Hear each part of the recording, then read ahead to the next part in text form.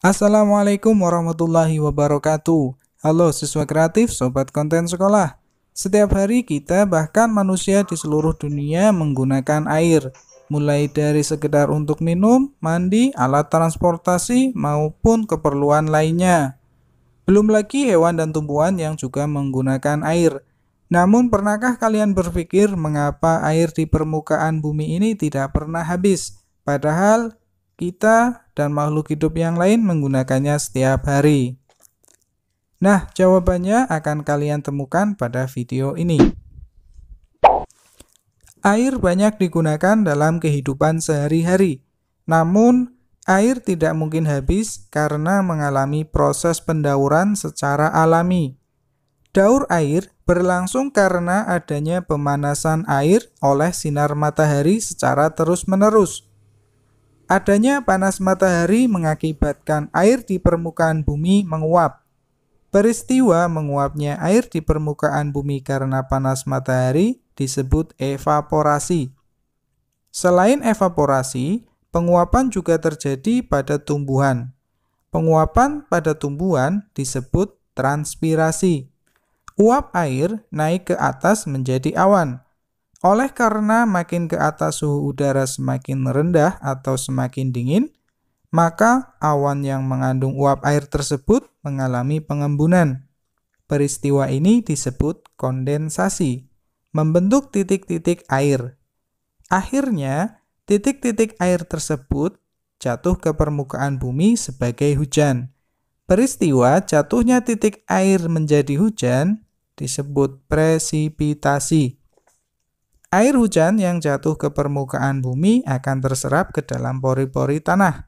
Peristiwa ini disebut infiltrasi dan mengalir ke penampungan air yang ada di muka bumi, seperti sungai, danau, dan laut. Air kemudian menguap kembali karena panas matahari. Peristiwa ini berlangsung berulang-ulang, sehingga disebut siklus atau daur air.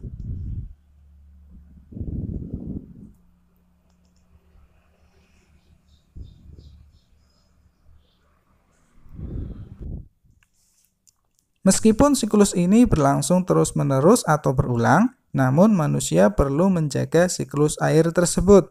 Cara yang dapat digunakan antara lain, yang pertama melakukan reboisasi hutan gundul.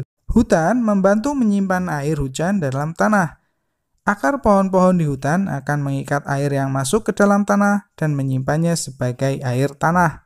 Hutan yang gundul tidak dapat menahan air hujan yang masuk ke dalam tanah, sehingga ketika terjadi hujan dapat mengakibatkan bencana tanah longsor.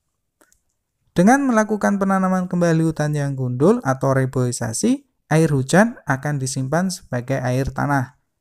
Cara berikutnya adalah dengan menanami lahan kosong di sekitar rumah. Tanaman di sekitar rumah juga dapat menahan air hujan yang masuk ke dalam tanah. Menanami lahan kosong di sekitar rumah membantu menjaga ketersediaan air dalam tanah. Cara yang ketiga adalah membiarkan halaman tetap terbuka dengan tidak menutupnya dengan semen ataupun menggunakan aspal.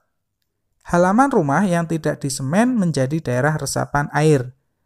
Air hujan akan masuk melalui pori-pori tanah. Cara berikutnya untuk menjaga siklus air adalah dengan membuat lubang serapan atau lubang biopori di halaman, kebun, dan lahan kosong. Lubang biopori akan mempermudah air meresap ke dalam tanah. Dengan demikian, air hujan akan terserap sebagai air tanah. Nah, dari video tadi kalian pasti sudah tahu jawabannya, mengapa air di permukaan bumi tidak pernah habis. Agar kalian tetap update memperoleh informasi-informasi tentang video-video pembelajaran pendidikan, jangan lupa klik subscribe dan klik lonceng channel ini ya. Terima kasih, semoga bermanfaat. Assalamualaikum warahmatullahi wabarakatuh.